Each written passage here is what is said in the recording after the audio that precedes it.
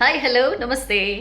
This is your Soujanya. I'm here with a good story. ఏమైంది వాళ్ళు ఇంగ్లీష్లో దంచుకొడుతుంది అంటున్నారా? ఏం లేదు, జస్ట్ ఫర్ చేంజ్.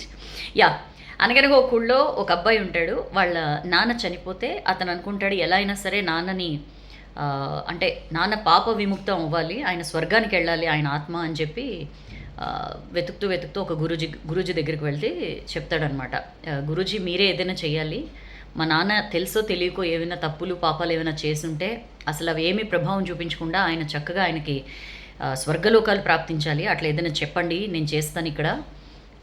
ఆయన జీవితంలో చాలా కష్టపడ్డారు, ఇంకా కష్టపడకూడదు ఆయన ఆత్మ అది ఇది అని చెప్పంటే నవ్వి ఆయన గురుగారు సరే ఒక పని చేయి, ఒక 2 కుండలు తీసుకురా అంటారు. 2 కుండలు తీసుకొస్తాడు. ఒక కుండలో ఆయిల్ పోయి ఒక కుండలో రాళ్ళు వెయ్యి అంటారు. వేస్తాడనమాట. వెళ్ళి చెరువు ఉంటుంది దగ్గరలో, వెళ్ళి ఆ చెరువు దగ్గర పెట్టు అంటాడు. పెడతాడు, చెరువు ఒడ్డున పెడతాడు. ఆ తర్వాత కూర్చుంటాడు. చెప్పండి గురుగారు, ఇంకా మా నాన్నకి స్వర్గలోక ప్రాప్తి జరుగుతుందా అంటే, ఉండు పద మనం చెరువు దగ్గరికి వెళ్దామని చెప్పి చెరువు దగ్గరికి వెళ్తారు. వెళ్ళిన తర్వాత ఆ 2 అక్కడ పెట్టి కొంచెం వాటర్కి దగ్గరలో పెట్టి పగలగొట్టమంటాడు అనమాట. పగలగొట్టంగానే అదేమో ఆయిల్ నీటిపైన తేలుతూ ఉంటుంది, ఈ రాళ్ళేమో వెళ్ళిపోతాయి. అయితే ఆ రాళ్ళు తీసుకురా, కుండ జనరల్గా రాళ్ల కుండ పెట్టంగానే లోపలికి వెళ్ళిపోతుంది కదా, ఆ రాళ్ళు తీసుకురా అంటాడు ఆయన. ఆయిల్ అయితే పైకి కనిపిస్తుంది కదా, రాళ్ళు తీసుకురా అంటే అదేంటి గురుగారు, సైన్స్ ఇది, జనరల్ సైన్స్ ఇది, రాళ్ళు ఎట్లా పైకి వస్తాయి, బరువు ఉంటాయి కదా, కిందికి వెళ్ళిపోతాయి కదా, ఆయిల్ కాబట్టి అది పైకి తేలుతుంది అంటే అప్పుడు గురుగారు అంటారనమాట. ఇంత ఇంత సైన్స్ నీకు తెలిసిన వాడివి చిన్న విషయం తెలీదా?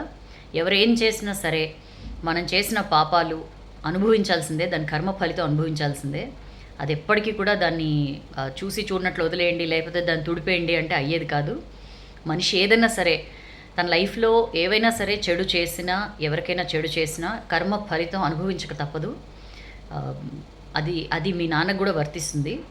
అందుకని నువ్వు ఇక నుంచి నీకు ఇలా జరగకూడదు అని ఉంటే మంచిగా బతుకు, నలుగురిలో మంచిగా ఉండు, నలుగురితో మంచిగా ఉండు, నీకు తెలిసినంత వరకు ఎలాంటి తప్పులు చేయకు, తెలియక చేసే తప్పులకు మనమేం చేయలేం కానీ అని చెప్పి చెప్తాడనమాట. చాలా చిన్న బుజ్జి స్టోరీ అండి, బాగా అనిపించింది నాకు. మనం కూడా ఇక్కడ మనం ఉన్నంత వరకు కనీసం ఎవరికి హాని తలపెట్టకుండా, ఎవరికి చెడు జరగకుండా, ఎందుకంటే మనం చేసే ప్రతి పనికి ఫలితం మనం అనుభవించాలి. ఇక్కడ ఇమ్మీడియట్గా అనుభవించకపోయినా తర్వాత అయినా అనుభవించక తప్పదు. సరే తర్వాత అది మనకి తెలుస్తుందా అంటే వేరే రూపంలో తెలుస్తుంది. So be cautious, be careful with your every step. మీరు ఏ మూవ్ చేసినా, ఏ పని చేసినా ఒక బిగ్ బాస్ ఈజ్ వాచింగ్ అనేది మాత్రం గుర్తుపెట్టుకోండి. ఖచ్చితంగా ప్రతి దానికి ఒక లెక్క ఉంటుంది. స్టోరీ నచ్చితే లైక్ చేయండి, బాగా నచ్చితే షేర్ చేయండి. This is your Soujanya signing off.